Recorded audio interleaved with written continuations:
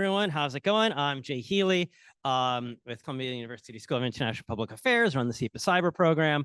We are assembling ourselves while y'all are getting yourselves together to talk about all things cyber. So we'll just do some quick introductions, starting with Erica Lonergan on my left, to just give a little bit about the context of how of what we do and the kinds of things we study. And we might spend just a touch of time on that.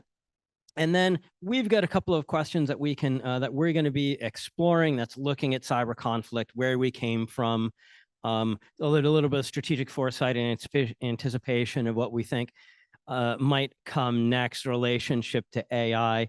But certainly by 9:30 or so, we want to be starting to open it up and getting ideas from y'all on what you'd like us to talk about, especially because this isn't the first day. We're well into the week. We know you've heard a lot of important things on related issues of technology, conflict, diplomacy, and the rest. And so we want to hear from you and get your questions. And with that, please, we can start. Dr. Lonergan. Is this on? Great. Okay. Hi, everyone. Good morning. Welcome. I'm Erica Lonergan. I'm on the faculty here at the School of International and Public Affairs at Columbia. I'll just very briefly share some details about my background and then turn it over to Greg. So been on the faculty here for a couple of years. I actually got my PhD here at Columbia, so it's sort of been a homecoming for me, which is really nice. But before that, I spent a number of years on the faculty at West Point, teaching and doing research in the social sciences department on grand strategy, and also working at the Army Cyber Institute, which was the Army sort of think tank for cyberspace, and done a bit of policy things in DC too. I was a senior director on the Cyberspace Solarium Commission, which is a congressional commission, bipartisan commission that was established to develop a strategy and set of policy recommendations for the United States in cyberspace. This was right at the beginning of COVID, actually, so definitely won't forget that report launch. And yeah, also did some work in the Pentagon helping to write the 2023 Department of Defense cyber strategy, and also spent some time at Fort Meade at US Cyber Command. So my research focuses on the intersection of international politics, specifically international security, and cyber strategy, cyber conflict, military cyber organization. So happy to talk about any and all of those things. And I think especially recently, you've been doing much more on how cyber relates with other emerging technologies and AI. So we know you've been doing that, and so hopefully you'll be able to touch on your work there. Dr. Rattray. Morning, everybody. Glad to be here. You know, as you'll discover, Jay and I have worked together for 98, so 27 years, I guess, at this stage. I was an Air Force officer, as was Jay. We were both intelligence officers, but as the Air Force started to create cyber capabilities, we both moved into that area. So I had a full career in the Air Force. I retired in 2007.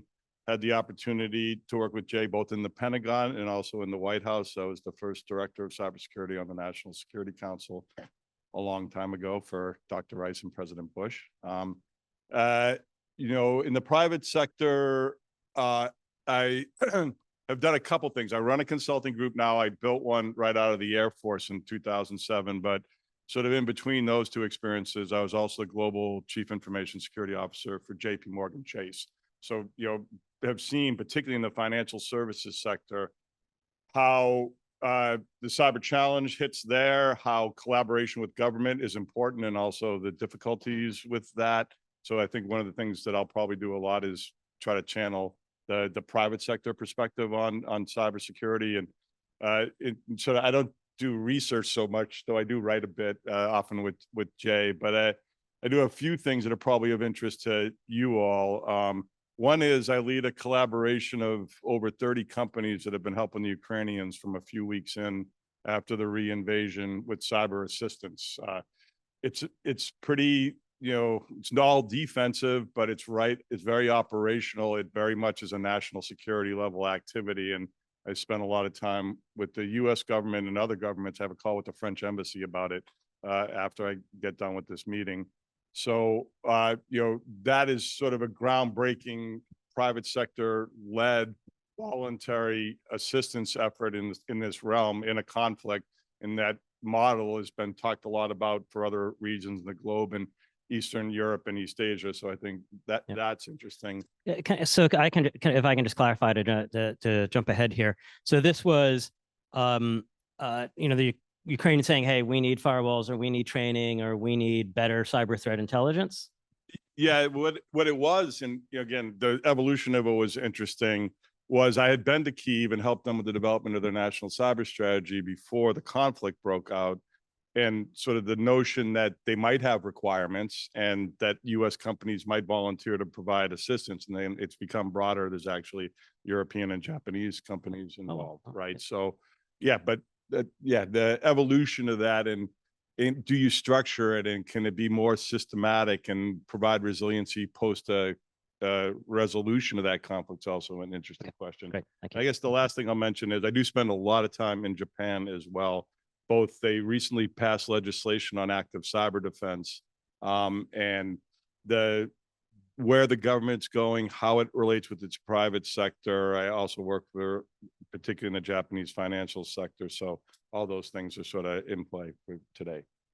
Great. And I appreciate you bring that up, especially because we realize that, we've got 3 Americans up here. And so we do want to be saying, all right, how would our answers be different if you didn't have 3 Americans? And so I know, Greg, you especially, but also Eric and I do work with other countries and have other perspectives. So I do want to make sure that we knit those in. And hey, I'm Jay Healey. As I said, run the SIPA cyber program here. About half our work on cyber conflict and warfare, the other half on business and systemic cyber risks. So I wrote the first history book of cyber conflict, largely in stuff that Greg and I had been through. So a lot of it was somewhat first person. Do a lot of work on cyber escalation and similar areas, as does Dr. Lonergan. But we also look at, as I said, business and systemic cyber risk. So we run a cyber regulation lab. We look at our cyber defenders winning, right? If we were going to say, if we're who has the advantages, who has more of the advantages at any one time, the defenders or the attackers? How could we as defenders try and shift more of those advantages our way? And a lot of that work came from the latest White House National Cybersecurity Strategy, which came out in 2023. I helped draft at the Office of National Cyber Director, where I was for part-time for about 18 months. Also had worked, Greg, at the White House back in 2003, 2005. Also did a couple of stints in the private sector, including Goldman Sachs in New York, as well as running business continuity and resilience operations out of Hong Kong for Asia, for East Asia and South Asia. And was the vice chairman of a group called the Financial Services Information Sharing and Analysis Center, which did the information sharing and operational collaboration and resilience for the finance sector as a whole. So you can see, even we have a quite amount of opinion diversity up here, of having government, having private sector, having intelligence, having military experience across that. And I have to say, a little bit of a humble brag for SIPA.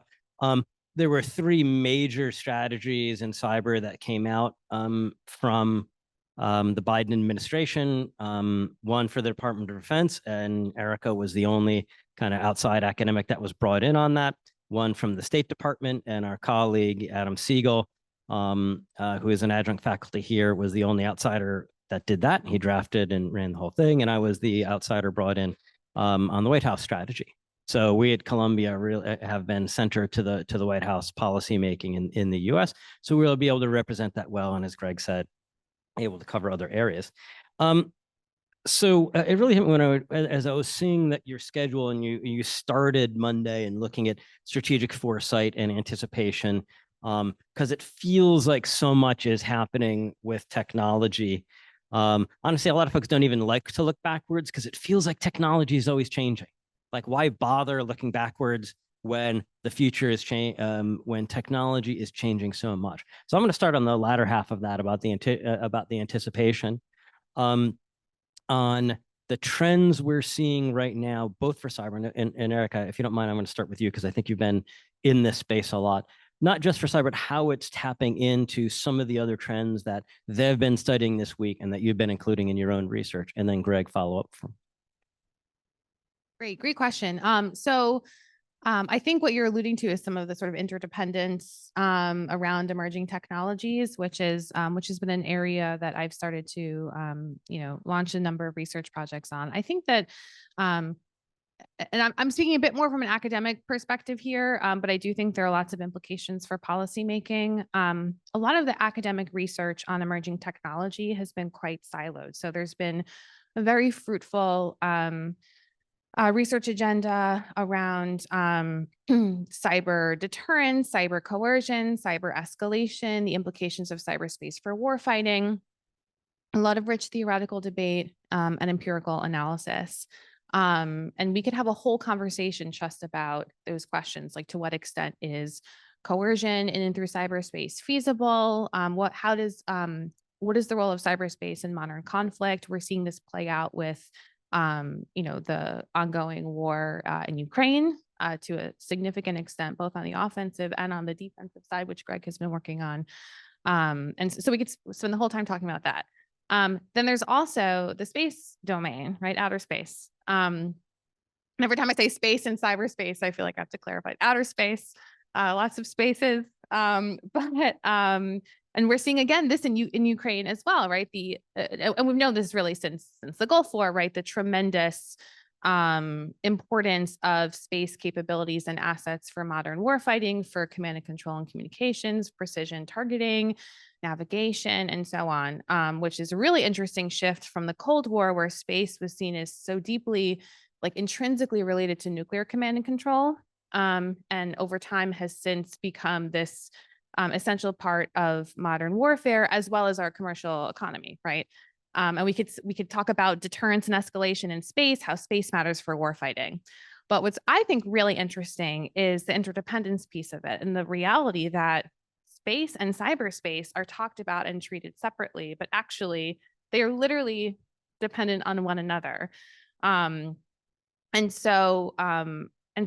we are again seeing this play out in Ukraine, right? One of the opening acts of Russia's invasion of Ukraine was this cyber attack on Viasat, right, which is satellite communications, and that was sort of the point of entry for Russian attackers to try to disable Ukraine's ability to communicate, to coordinate its forces, and so on. And so I would encourage, both from a research side, but also from a policymaking perspective, to think about how we can move beyond thinking about sort of emerging technologies in their silos, and kind of explore how their literal operational and physical interdependence has implications for how, for things like war instability and escalation and so on. And so that's sort of, and the other one, of course, is artificial intelligence, which I know that you had some sessions on earlier in the week, right? There's been a lot of hype or talk around AI as being this like super weapon that's going to change everything. And it is already changing quite a bit. But AI in itself is not, it's a general purpose technology, right? It's like electricity. It can do lots of things in that by way of enabling other capabilities. And so when we think about, again, from my perspective, cyberspace and artificial intelligence, the interesting questions are how is the integration of artificial intelligence tools, especially more recent generative AI tools, changing or affecting how actors carry out their ability to carry out offensive campaigns, and probably more impactfully, the ability of network defenders to better observe their environment and more rapidly and automatically detect and mitigate threats in their networks and so on. So that's sort of where I'm thinking about in terms of emerging technology, and really both for research and for policy, seeing them in interdependence and relationship with each other, not just kind of as these separate siloed things.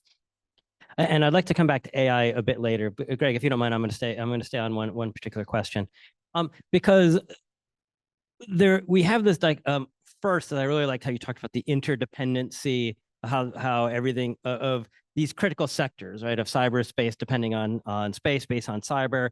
We say the same thing within the finance sector. It's complex and it's really interdependent. we kind of tell our students cyber is the mustard that goes on every sandwich, right? It almost doesn't matter what you're studying. There's going to be some kind of cyber component to it. But I want to touch on space just a touch, because in cyber, when we're thinking about either on the policy side or research, when it's coming to cyber capabilities, when we look at what has happened, it's largely been an intelligence contest. It's been covert deployment, right? I mean, it's been pushing and doing sabotage or subversion behind the scenes, and it's had a different logic to it than the logic of war, largely, not counting Ukraine, and we can get to that. Right? It hasn't been a huge deal if a country is on another country's electrical grid, for example. Yeah, I mean, we freak out a little bit, but space is not like that. Space assets have generally been, if you mess with someone else's space assets, it's a really big deal from the start, because it was so tied in with nuclear command and control, with early warning of nuclear attack. They're really expensive and kind of fragile assets to some degree. And I'm really curious how, question mark. Yeah, I mean, can you feel those? Like, how do you think those two dynamics may or may not clash if someone decides like, hey, let's start dorking around with cyber with a satellite, because history has shown that America or Russia or China just aren't really going to care that much? Yeah, no, it's a great question. And I think this is a really exciting area for research. I'm working with a colleague on a project to actually, run a number of like kind of tabletop exercises to explore different scenarios around different types of threats to space assets and capabilities. And so I think that, yes, you're right. I totally agree that, space has this relationship with the Cold War and with nuclear weapons and early warning and so on, but it's really been democratized since then, right? We've seen, a number. It used to be just the Soviet Union and the United States who were the key space actors and only like meaningful powers in this domain. And we've seen that proliferate not just to other states, but also to commercial actors who now, in many ways, have are outnumbering what the capabilities that are being launched into outer space. So we're seeing sort of the democratization of space among nation states, among private actors. We're also seeing a growing number of pathways to try to disrupt and degrade and deny the use of space, both sort of kinetic and non-kinetic. And so I think it's an open question as to how, a cyber attack per se on a space asset might affect the stability between rival states. And it's likely to be quite a complex and caveated and conditions-based answer, right? Might this be perceived by the target as being a precursor to an attempt to, kind of blind your side as a precursor to a full-on conventional attack, that I imagine would elicit a different kind of response than kind of routine disruptions that take place in competition. And so I think that a lot more empirical work needs to be done to develop plausible scenarios around different types of disruptions, not just cyber, but of course also electronic warfare, orbital maneuvers, and so on, to explore how decision makers are thinking about these different types of threats and the salience with which they perceive them. So there hasn't been a lot of research on this question, and I think there's there is quite a bit of kind of rich theoretical and empirical work to be done. But space is, I mean, the United States established a space force a couple of years ago to consolidate responsibility for generating capabilities for the United States in the space domain. Even though space has long been considered an important part of modern conflict. And so I think we're in a really interesting time to see how these play out. Yeah, and thank you. And especially like we've seen a lot of the major cyber powers, US, China, Russia, decide that it's a good thing to get to have presence in cyberspace on routers. Because if you have presence on networking routers, you can see the traffic that's going through. You could disrupt it if you need to, but you're mostly parked there for intelligence. And modern communication satellites are just routers in space. And so on one hand, the logic goes forward. Well, hey, we're on a router for Verizon or Deutsche Telekom or PCCW. What's the big deal? It's another router. It just happens to be in space. But it'll be curious to see if it's responded that way, if it's just another router in space. Boy, Greg, we gave you a lot to tack on there. Yeah. So I want to focus more on the sort of emerging tech and how I think cyber is becoming, a less relevant term than digital. On the space side, Erica, you hit on it. The increasing dominance of the private sector in both getting the space assets up there, operating the assets, the reliances that society has on space are increasingly on private sector systems as opposed to government systems. So, the sort of national security bright line there, I think, will get very gray, as Erica was describing. And just started to finger that because I like it. Space might be less salient. Like we might consider those less a red line. You mess with a satellite if we're more resilient. It used to be those were we used to call them in the US Battlestar Galactica, like really expensive billion-dollar satellites that you couldn't replace for a decade. If you're able to replace them more quickly, we might care less. Well, you clearly can. There's strong commercial incentives. And I do want to move off of space here in a second, but the notion that the Taiwanese are concerned about their digital connectivity in a conflict. They're actually want more ability to do digital transport through space. They don't want to rely on SpaceX. So they're, if you think about their choices about how to architect their spaceborne internet connectivity and digital connectivity, it rapidly intersects with geopolitics in the private sector. But as I think about, cyber and emerging tech, I mean, we have clearly gone to, and one sort of marker is when Ann Neuberger was made the senior director on the NSC staff, she was for cyber and emerging tech, right? And this was because of a couple things in the cyber realm. It's mostly AI and post-quantum cryptography, but again, it bleeds into the fact that our lives are increasingly digital. And, as I both work sort of on governmental policy issues, but with the private sector and leaders and risk management, that, it's those lines are blurry now. The lines between, your company's needing the internet to work and increasingly your companies needing to have the right data, go feed your AI models.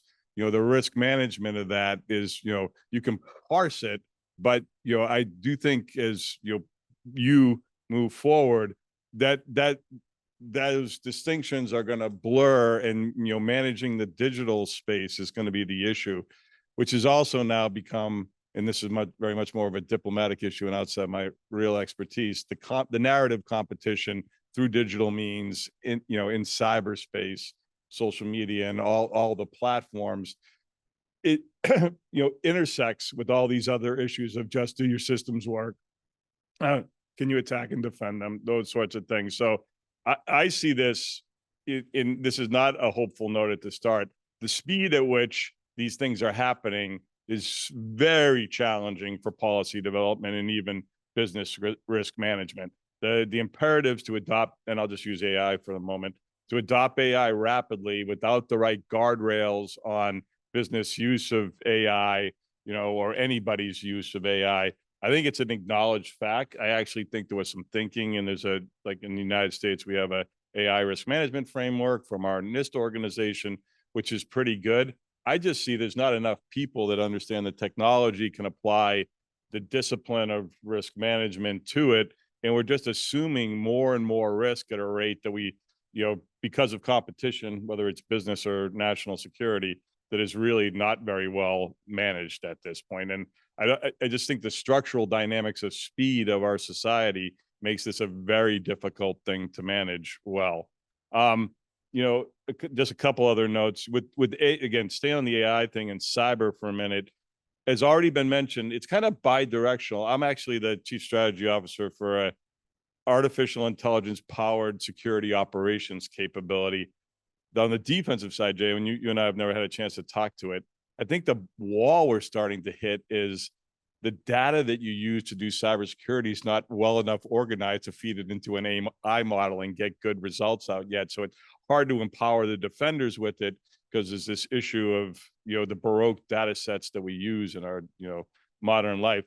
On the offensive side, you hear a lot about like phishing and, that these attackers will get more elegant with the use of native language and those sorts of things. I'll say that the thing that worries me the most is that they're going to be able to figure out what to target much more efficiently, and that agentic AI is going to mean all of the very difficult work that cyber attackers need to do to figure out how to access and maintain access in systems is going to get a lot easier fast. So that's challenging. So I think I'll stop there. Again, I spend a lot of time, at the moment starting to help companies figure out how to govern emerging tech, including cyber. And it's very, these technologies, when you think about cloud and AI, and then when quantum hits us, which unfortunately seems like it's going to come faster than we thought, the lack of technical expertise in the new technology as we rapidly adopt them is something that you all will face the consequences of. Wanted to quickly jump in on something that Greg mentioned in terms of, again, in terms of the AI and the cybersecurity piece. I think we talk a lot about how AI, and you've alluded to this, we talk a lot about how AI may confer relative advantages to attackers versus defenders. I think it's also urgent that AI is generating serious new questions about cybersecurity for AI, right? Like how we secure the data that feeds the algorithms, how we protect the proprietary nature of the algorithms and so on. Because if an adversary can corrupt and poison and manipulate the data that feeds these models, then and do so in ways that are difficult to anticipate and detect in advance or even know that it happened, then and as increasingly every organization is adopting and integrating these capabilities, there could be sort of unanticipated systemic outcomes. We don't know what they like. It's not necessarily they'll be good or bad per se, right? But that if the underlying data is corrupted, then it's hard to know, hard to assess the reliability of the outcome. So I think how you think about the cybersecurity of AI, not just how AI affects cyber, right? That's that kind of two-sided interdependence. We need to be able to trust and make AI reliable, which is a pretty challenging thing at the current time. Great. So I'm going to touch on AI just a little bit, or not, and then we'll just see if there are any initial comments or questions from y'all. If not, then we'll go to I think we'll go to Ukraine next, and changing role private sector generally. But just on AI, I tend to be a curmudgeon about these things because since basically 1970, it strikes me that every general purpose information technology that we roll out seems to preferentially aid the attacker more because we roll it out without, before it's, when it still has security flaws, we rush it out. In 1970, the computer was in the locked room, but we said, boy, computers are a lot more valuable if we connect them to other computers or we have remote terminals. So that way you don't actually have to go into the computer room. So we drilled holes in the wall to run cables. And once we did that, things started to go downhill for defenders because you no longer just had to worry about the locked door. As we would call it, the attack surface was the door. And we didn't really think about the security implications of that until it already had happened. And it's happened on almost everything since, from the internet now to AI, where we say, hey, good. Fortunately, I have to say that's been my default position. So far, it seems not to be the case. At least so far. Google, to me, I put a lot of trust in what Google has been saying because they're one of the few places that uses AI for both offense and defense.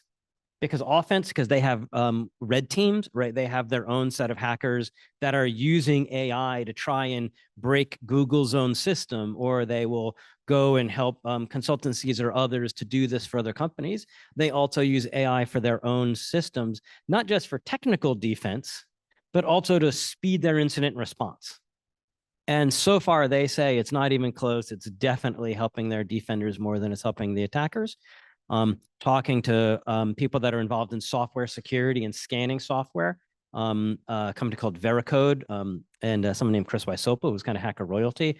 They found that AI is helping to write more code, but it's not yet writing better code because it's just learning from whatever's in open source.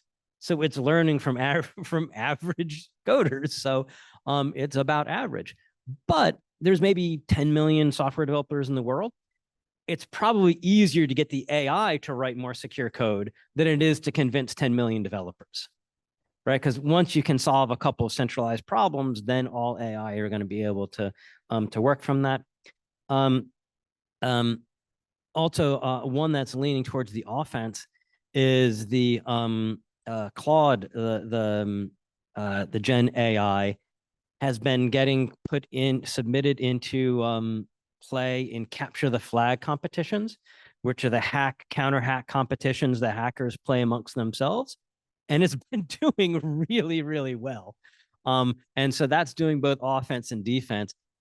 I haven't seen yet if it's doing better. Is winning because it's doing better on defense or winning on offense?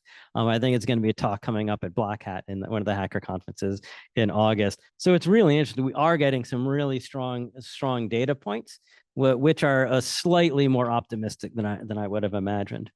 I'm just looking to see if there's any reaction, and they're being done. Okay, I said yes, please. Hey, Dov, do you have some mics? We're starting some questions. I saw 1, 2, and 3 here in a line. Oh my gosh, 4 and 5. If not, no. I'll okay, that was on it. Thank you, sir. For stimulating panels. I'm Chihiro from Japanese Foreign Ministry and now based in the mission here to the United Nations. And this I've launched an emerging tech division in the ministry a few years ago. But since the things been so moving so fast, so I was looking forward to this morning to be updated. So my question is about, well, Japan's been switched to active cyber offense several years ago, but still it's better than just defending, but I'd like to know to what extent that active defense will be effective. And my second question is maybe would you touch this point in the second part of the panel about the possible implication of the Ukraine to the East Asia? You've already mentioned Taiwan, but so it'll be appreciated if you can touch on that point also. Thank you. Yeah, maybe I'll start on the active cyber defense on both, but maybe I'll just do the active cyber defense piece. It happens that I've been very close to the development of that concept, and arguably with Admiral Dennis Blair actually gave the concept to the Japanese government a few years back. There's a notion Admiral Blair came in, told in a public forum with the prime minister that the Japanese were minor league, and in Japan they call that Blair shock. And that was in 2002, and this notion of an active cyber defense was 2022. Okay, yeah. Thanks for the fact checking on that one. But so a few years ago, they put it in the Japanese national security strategy, not the cyber strategy, the national security strategy, and have been on a multi-year journey to just get the authorization, which just happened a couple of weeks ago. The Diet passed the legislation which authorizes this. Having been involved in the last 3 years, including just in April with NISC and NSS about what they're thinking about the implementation of this, my counsel has been in coordination with Embassy Tokyo and people in Washington that Japan needs to develop the sort of capabilities to actually implement these things and be operational and find attackers in their own systems first before they would sort of go active and go outside. I think there still remains a bit of a disconnect about it is a very difficult operational proposition to find attackers out there outside your borders and disrupt their operations in an effective way. And, I've heard a former very senior U.S. intelligence official say that if Japan would to do that to the Chinese would immediately go down and burn down tons of Japanese infrastructure just as a retaliation, right? So like this is very practical, but I think it's the right thing. Japan being much more postured to understand its national security imperatives. I think one of the things that's been a big benefit is in that legislation, the notion that there'll be public-private partnerships and the telecommunications companies have a national security obligation to the people of Japan to help the government protect it. Those things are important and they're really groundbreaking for Japan. So I think there's very positive notes to it, but I think operationally it's going to take years at a minimum, like a decade of years, in order for Japan to reach the level of operational acumen to sort of be able to defend itself, which means it needs to work with its allies. Can I scratch that Yep. just a little bit? Because active cyber defense, we're not quite. I mean, that can mean a lot of things. You covered two. So you were saying active cyber defense in that sense can first mean more actively searching for adversaries that are in your own system right now. So we would call that like hunting for them. Okay. Second, what you're saying is going outside your perimeter and looking for them elsewhere. Does active cyber defense mean anything else to you besides those things? And do you actually, I'll hold off my other question. It probably extends from that core, like the most active stuff in your networks is to hunt and look and identify and remove. The sort of step outside your networks to just see it coming and disrupt the command and control infrastructure directly of attackers. More aggressive active cyber defense is sort of actively trying to hit at your attackers because they hit you, right? Almost deterrent level offensive operations. And then there's all sorts of, when you go to the UK, when they talk to active cyber defense, it's even the government just helping companies do better cybersecurity, right? So it is terminology that gets used in a lot of different ways.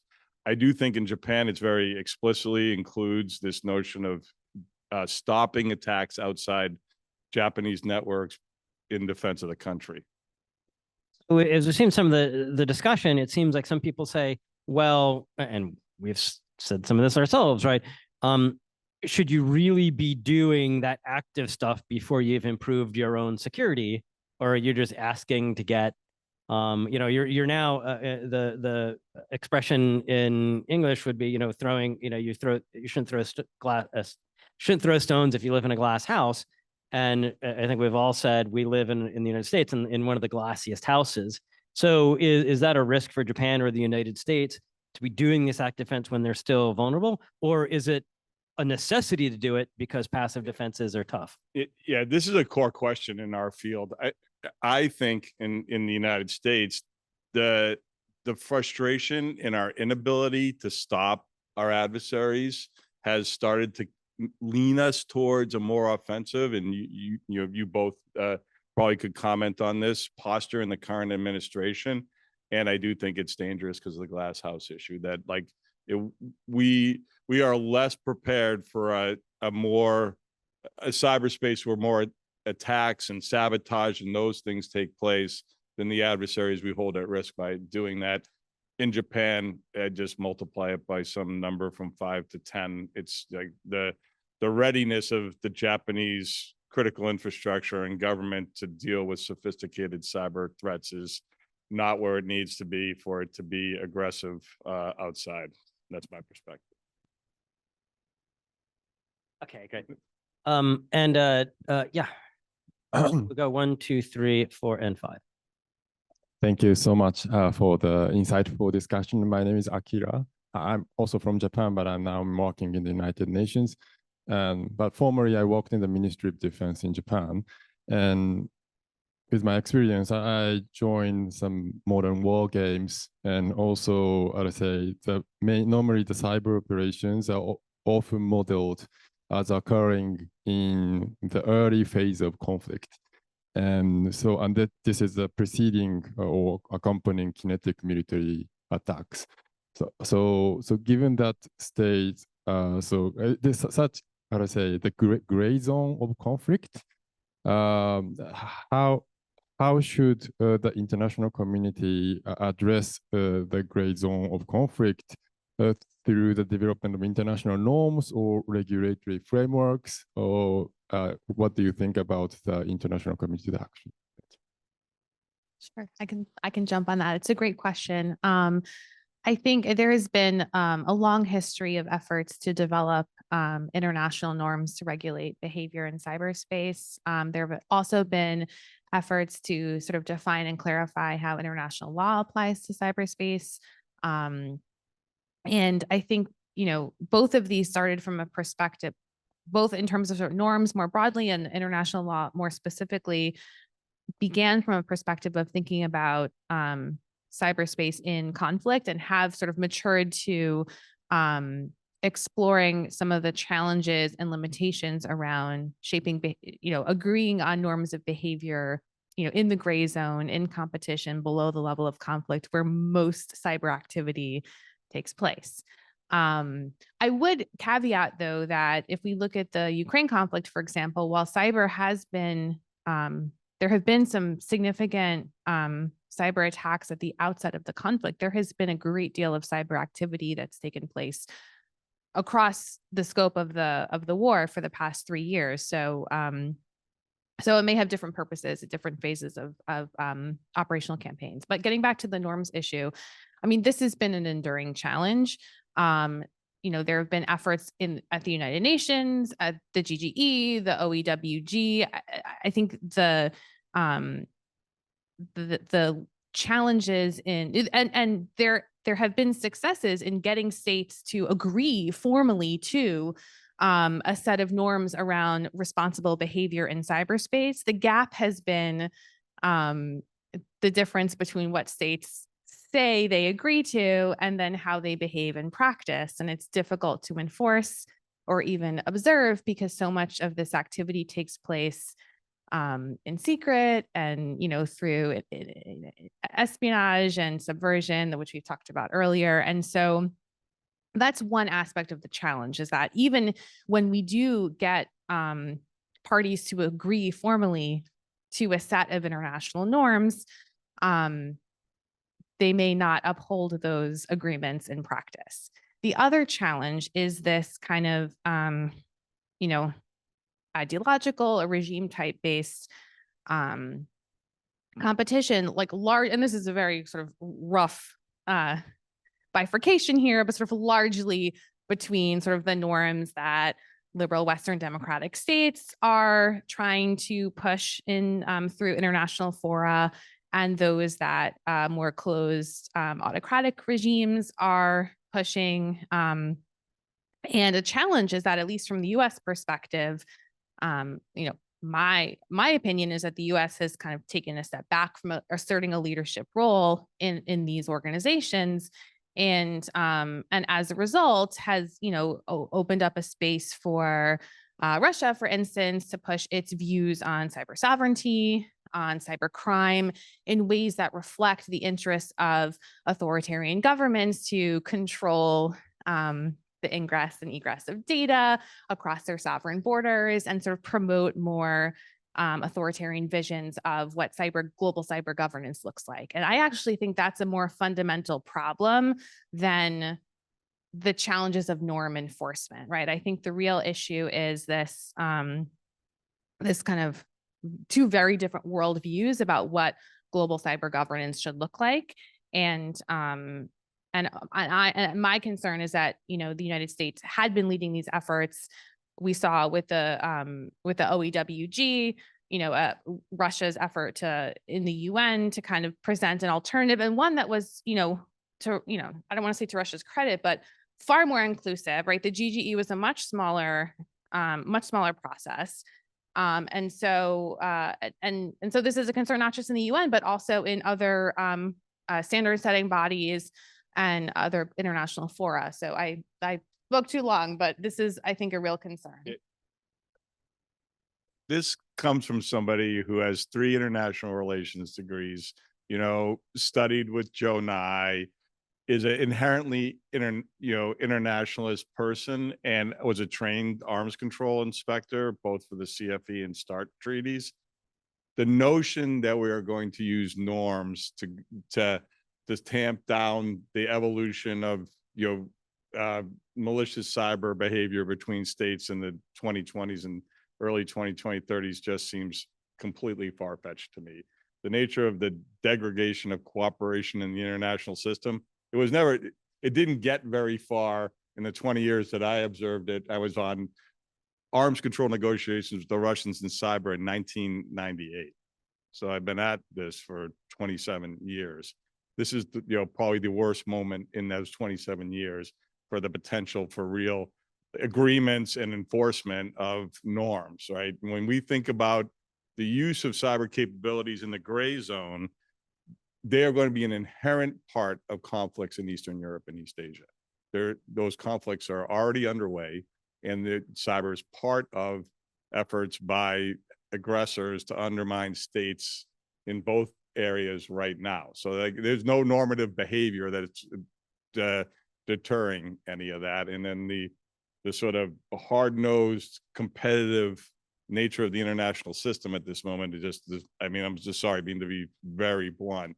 And again, having studied this, having written on arms control and the value of global collaboration, I just think as diplomats, you can't we're not going to get very far practically in the next 5 to 10 years in this realm. So again, that's my perspective. No, I take that point. I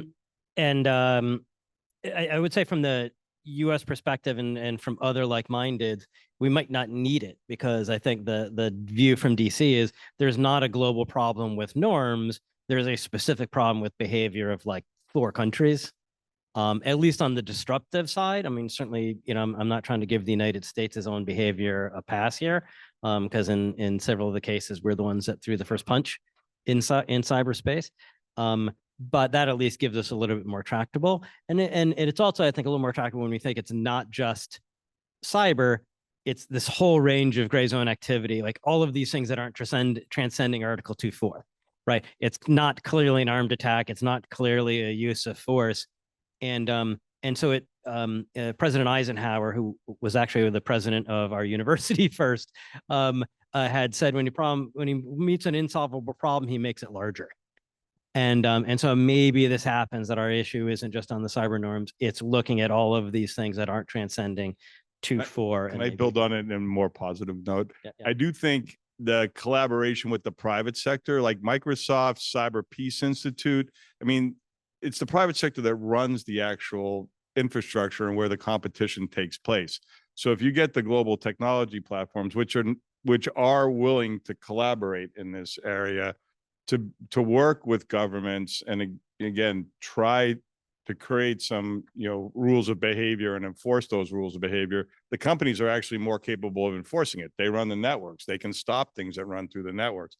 Microsoft is involved in botnet takedowns on Microsoft operating systems. So I like the notion of expanding the problem, expanding the set of players that are necessary to collaborate to achieve some more peaceful outcomes would be, in my mind, a good idea. Yeah, Jean-Marie, who's not with us this morning, he and I, with a colleague, Olivia Grinberg, had co-authored for a hybrid model of cyber peacekeeping of how states might have the presumed legitimacy or multilaterals, but they don't have any capability to separate combatants in cyberspace. Private sector not only has that, they do it routinely to reduce, maybe not to separate combatants, but to reduce the impact of cyber conflict. So any future models in this need to look at both. So thank you very much. Okay, let's keep at this table. Do here and here and then here and then here and then.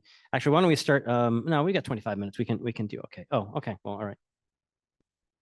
I want you go ahead, and we'll come back to this table. Yep. And allow me to repeat for those online that can hear. So are we seeing growing risks to the digital infrastructure from the things we're talking about, but the other things you're hearing this week? So risk and resilience. Jay, I think we started into it a little bit. I definitely believe that that the rapid adoption is creating more risk, right? And I think it's as much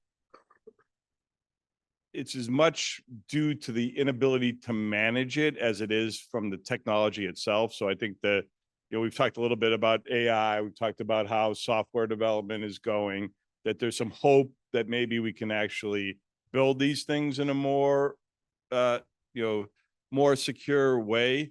And I'm skeptical about that, to be direct. But the reliance of businesses, of social functions, of governmental functions on these brand new technologies, relatively untested, without sort of adequate analysis of sort of knock-on effects and interdependencies.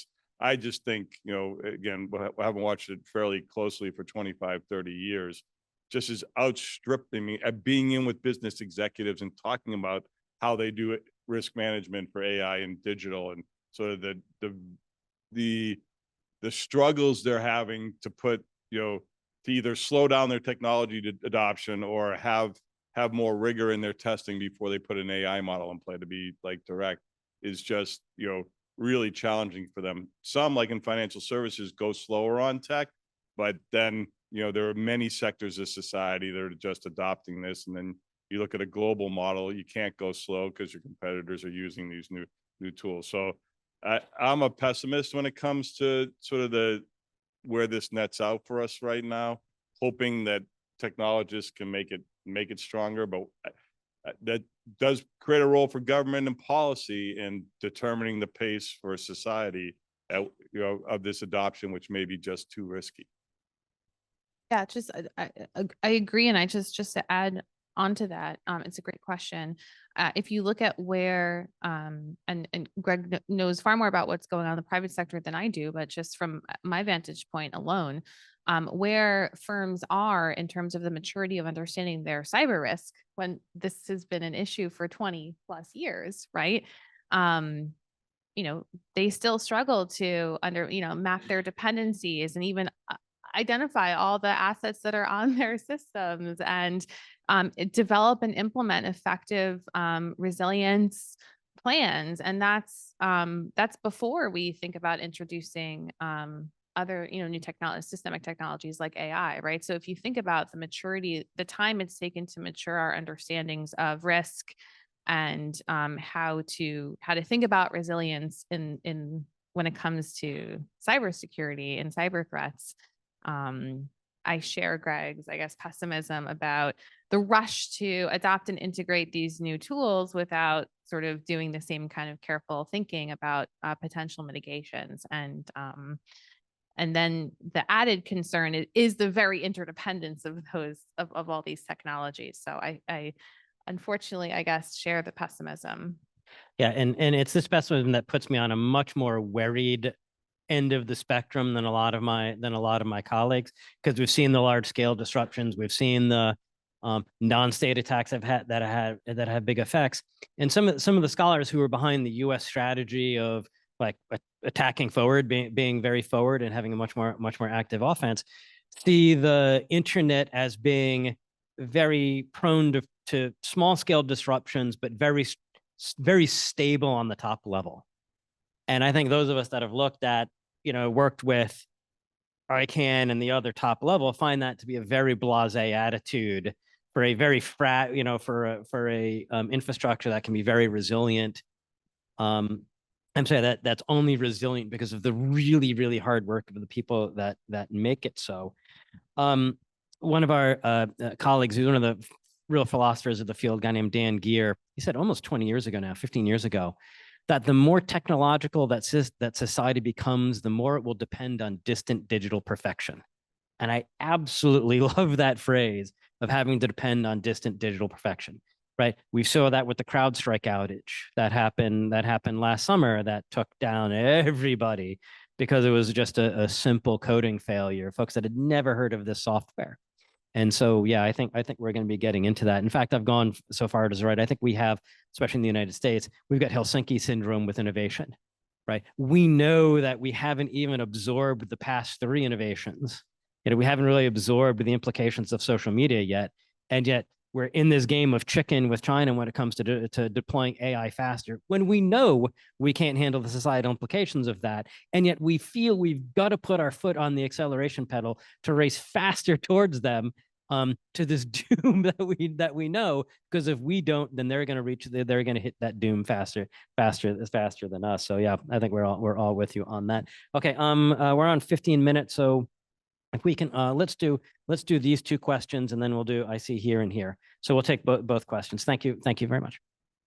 Thank you. Thank you so much for the presentation, the lovely and interesting conversation. I'm Luis Serrano from the Ministry of Foreign Affairs of Chile. Akira already highlighted the majority of my question actually, but I would like to ask you or maybe comment. Cyber incidents are increasing daily. That suffocating response of the stakeholders and the state, and in some point we will suffer or be involved in cyber incident. That's the reality. It is so. What happened in the last years, not being in the working group on the GGA, the cybersecurity, or the 11 voluntary norms, that was 10 years ago, something like that. So in my opinion, we are running in circles. Like we discussing again, sovereignty, no aggression, it's a rule, it's a principle, lovely. Is a cyber incident a breach of sovereignty or not? Again, is reach or is we're under attack or not? It's, for me, it's like, okay, we know that. Thank you, wonderful. What is the next step? What is the relation between the private sector and public sector? It's like, it's kind of combination. When you are under attack in these days, it's like Japan do it. It changed the focus. Now this is a security problem. You're not waiting, they're gonna be active. They're gonna respond as soon as possible. They're gonna freeze the computer or the bot.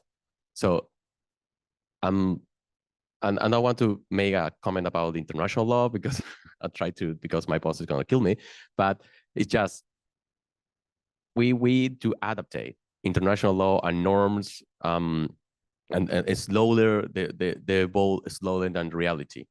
We all almost finished, we finished the Cybercrime Convention and we need to update it. So next year in January, we're gonna start negotiating the modalities for all the crimes we left there. And yep. It's not suitable anymore. Budapest is 25 years. Yep. And so my final question is how we from this new reality? Yep. We continue with the path of the old system, or we change the point of view and be more active? Thank you.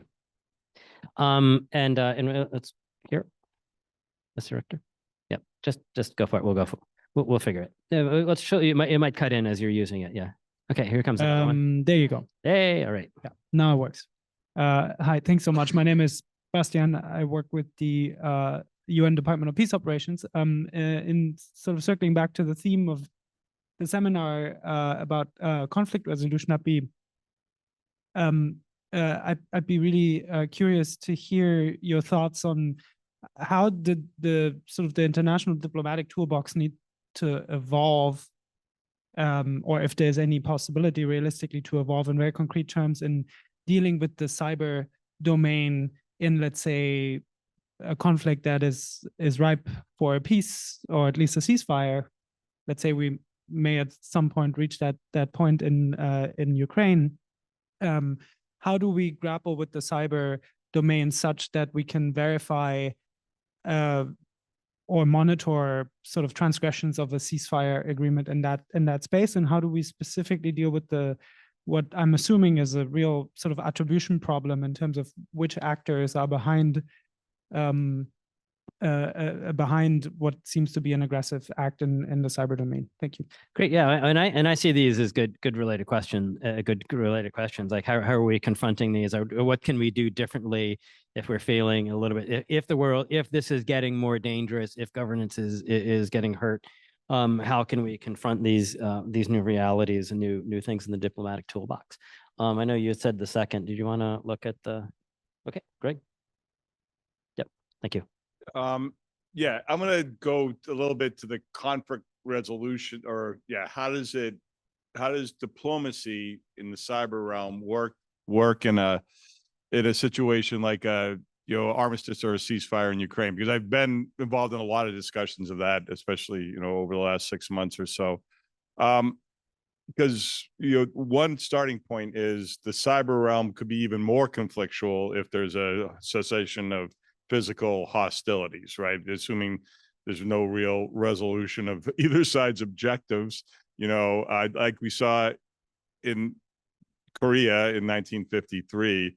I mean, one has to believe that in Ukraine, that's the most likely scenario to me at the moment, is that we get some sort of armistice, the sides haven't aligned on any sort of long-term piece, that they're in competition, and cyber and other elements will be very much in play, even if they're not bombing each other or drones are not crossing borders.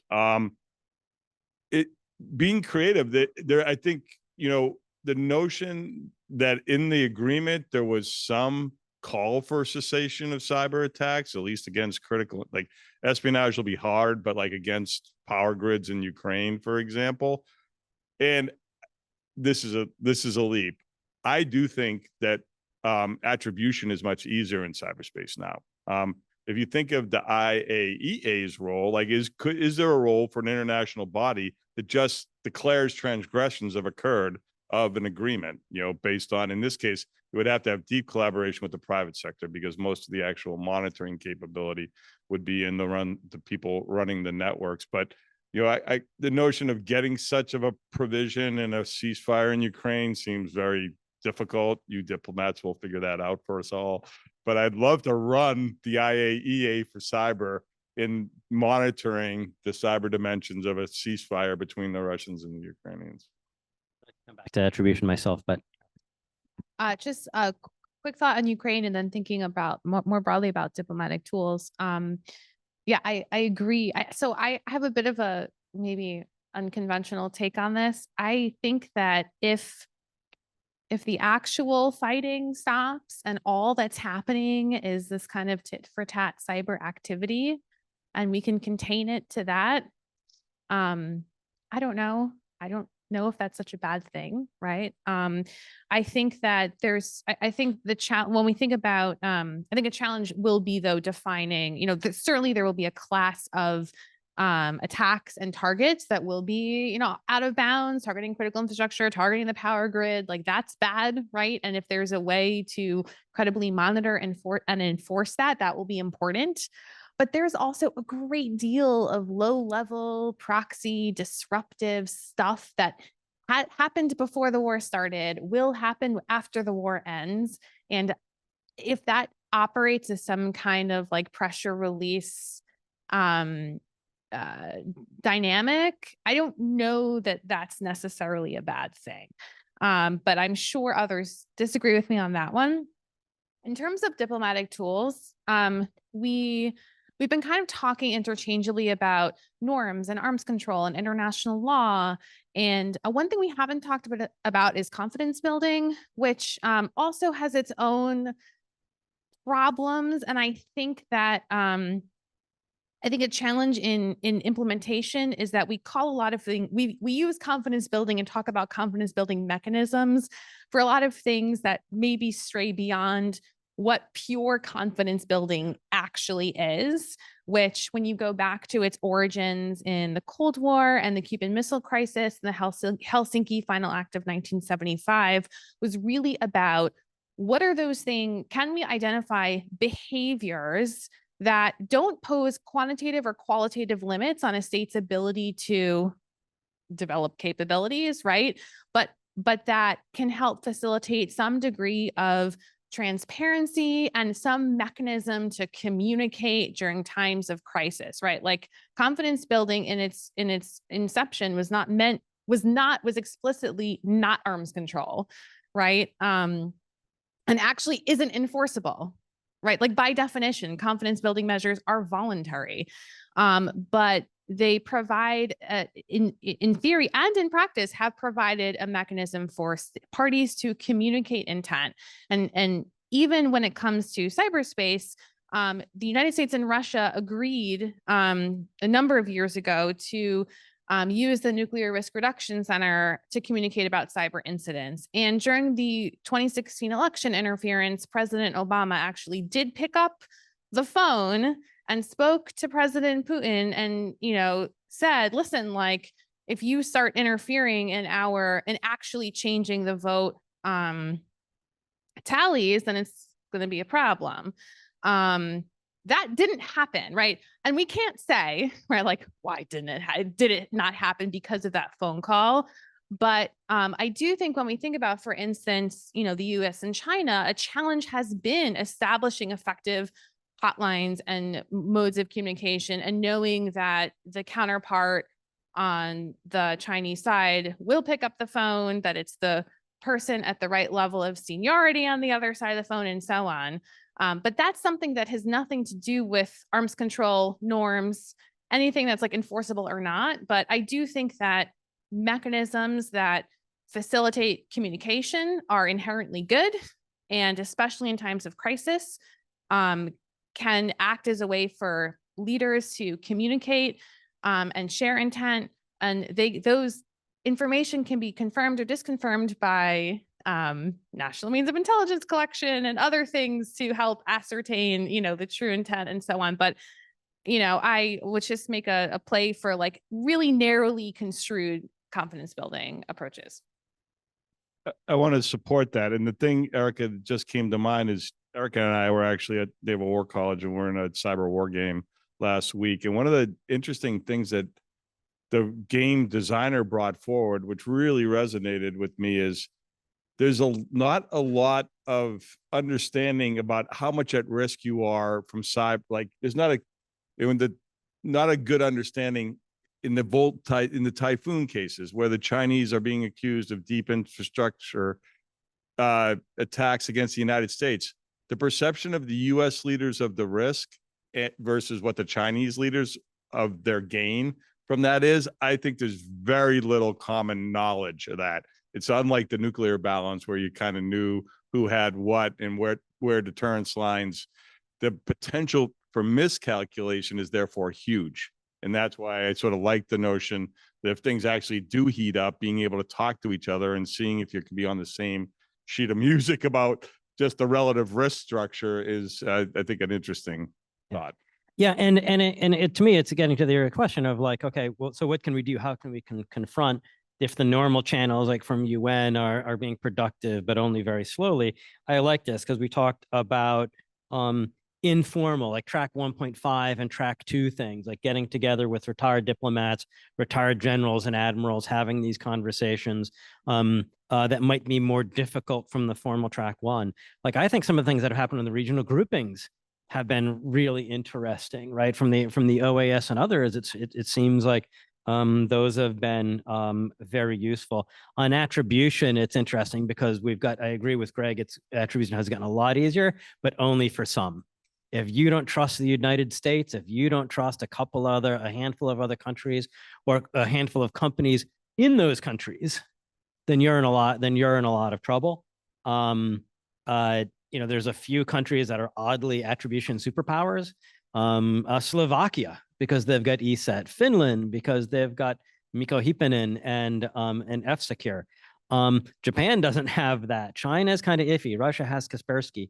And so it's the attribution that it's very, very mixed. The Cyber Peace Institute was supposedly going to have that role. I don't know if they tried and failed, or if it just didn't come through. Okay, and I think so. Let's try and get in these last 2 questions. If you can make it really short, and then in the back. Thanks. Thank you very much. I'm Ilke from the Turkish mission. Well, I actually had a series of questions, but I'll shorten it. So first of all, no, thank you very much. So first of all, is cyber superiority the new air superiority in warfare? As we saw in Ukraine, air power isn't just enough. Cyber electronic warfare is absolutely crucial. My second question, we haven't really delved into it much, but is space open game right now? Because anyone can put anything up there, it seems like, and it seems pretty unbridled. And how do you counter threats in space? And even if you do attempt to counter them, they would have global implications. And obviously, as NATO allies, this is also another crucial aspect. And my third quick question, this is a rather popular question, but Starlink, where does it fit in? Is it looked upon favorably? Yeah, that's it. Thank you. Back, and thank you for being so succinct with those. Thank you very much. Andrea Speronello from the Italian mission to the UN. Apologies if mine is a very specific question, but I want to raise your attention on the debate between manned and unmanned airplanes, and at the same, something that can apply also to any defense asset, because we are seeing many of our countries developing already 6th generation fighter jets, and they're gonna be they seems to be manned fighter jets, while at the same time there are many others argue that unmanned is much favorable from any point of view. With my shallow knowledge, I see the advantages in not having human beings involved, and the disadvantages being more prone to cyber attacks, because of course, if it's controlled from distance, it's easier maybe to shut it down if you have the capabilities of doing that. So if you can elaborate a bit on that, and I promise that I'm not talking under any Neuralink device. Thank you. Thanks. Anyone want to take on either? Yep. Use your mic. Use your mic. On. Yep. So, as a former Air Force officer, I actually think, the events of last week with the, Ukrainian use of drones against bombers was spectacular operation, but just, as we think going forward, it is going to be an unmanned environment, and it's going to be many, many small things in swarms, and, the big platforms are super expensive in so many ways. So I just can't see, that it doesn't go in that direction. I think you're highlighting very much the risks of that strategy of a drone, like a drone heavy, unmanned heavy strategy, being the connectivity to marshal and control those things is right. I think the EW piece of it, actually, it was very interesting. Get back to this thing that Erica and I were at last week. The Army guys are saying their cyber force is being disrupted because the Army wants more EW in their training and less network hacking stuff in their training,